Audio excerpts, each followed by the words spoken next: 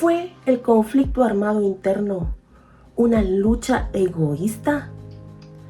A lo largo de 36 años de conflicto armado interno, desde 1960 a 1996, la población guatemalteca estuvo expuesta a información dada por los medios de comunicación de esa época, que estaban alineados a los intereses del Estado. Aunque existían medios de comunicación, comunicadores y escritores independientes que hacían críticas profundas sobre la realidad del conflicto armado, estos fueron perseguidos, amedrentados y hasta asesinados, con el fin de proteger la agenda que se debía de imponer desde las altas esferas del gobierno, la élite y el ejército guatemalteco. A pesar de que se contabiliza el inicio de la guerra civil en el año 1960, los rastros de la desigualdad, el racismo, abuso de poder y la corrupción nos llevan hasta el derrocamiento de Jacobo Arbenz en 1954. El derrocamiento del presidente Jacobo Arbenz Guzmán pudo ser el catalizador de este conflicto.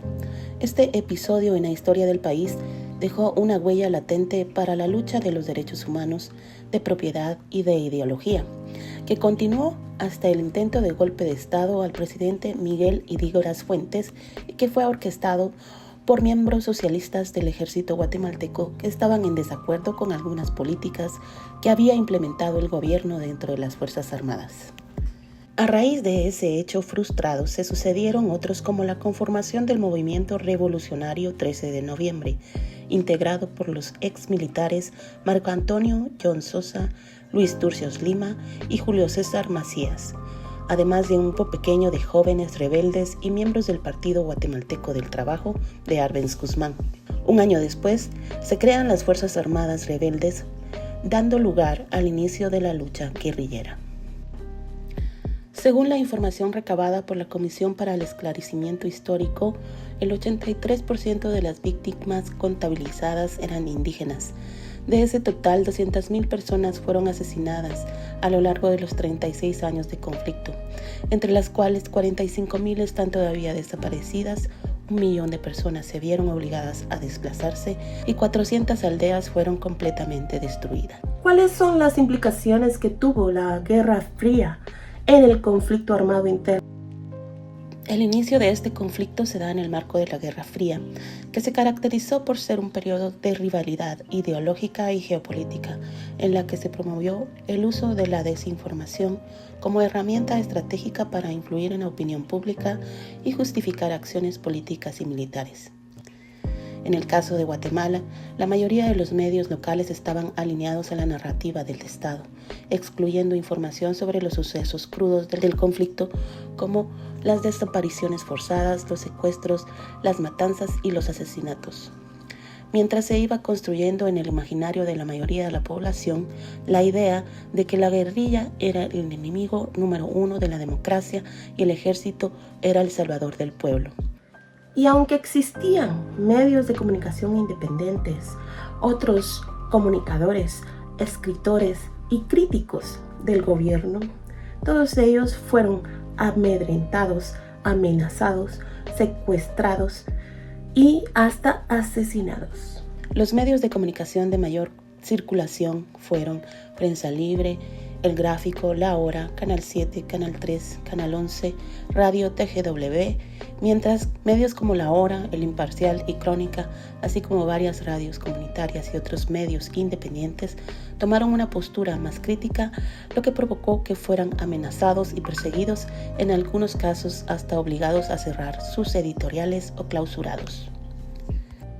¿Y cómo fue que los medios internacionales voltearon la vista hacia los vejámenes que acontecían en el día a día de la sociedad guatemalteca, sin que muchos de ellos se hayan dado cuenta? El trágico incidente en la Embajada de España de 1980 se convirtió en un parteaguas en cómo los medios internacionales percibían el conflicto armado en Guatemala.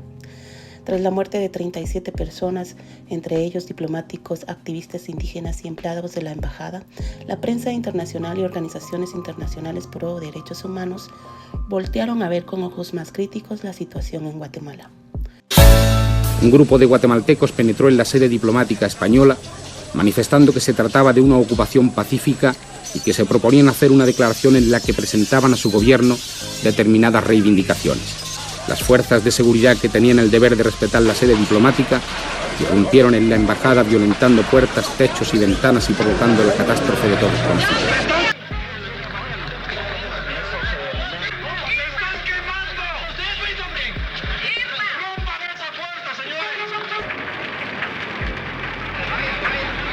Se dice que la mayoría de los subversivos eran indígenas del noreste del país, dirigentes sindicales y estudiantes de la ciudad capital. Fue a partir de este suceso y el consecuente rompimiento de relaciones diplomáticas entre España y Guatemala que la prensa internacional empezó a reportar con más frecuencia sobre las violaciones a los derechos humanos que sucedían en la época, especialmente en el área rural. Algunos reporteros del New York Times y la BBC realizaron documentales sobre la realidad del conflicto y sus repercusiones para las comunidades indígenas. Cuando mi padre y los 38 personas más se murieron en la Embajada de España, también se murieron nuestras esperanzas de una solución pacífica. El ejército aumentó masivamente la represión en todo el país. Los medios de comunicación jugaron un papel fundamental a lo largo del conflicto armado interno. Durante los años más sombríos de la guerra civil en Guatemala, se registraron diversos abusos a los derechos humanos que fueron documentados posterior al conflicto. Mucha información está perdida debido a la falta de cobertura fidedigna y veraz de parte de los medios de comunicación de esa época. La persecución a medios independientes, así como a líderes de opinión, críticos del gobierno, escritores, comunicadores y estudiantes, puede ser un factor fundamental para la escasa información que se encuentra en los medios locales.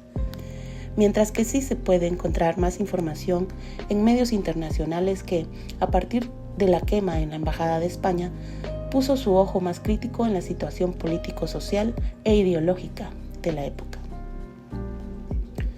El público estuvo expuesto a noticias que estaban alineadas a una narrativa en la que la guerrilla era el enemigo del pueblo, mientras que el ejército se mostraba como el héroe de la patria.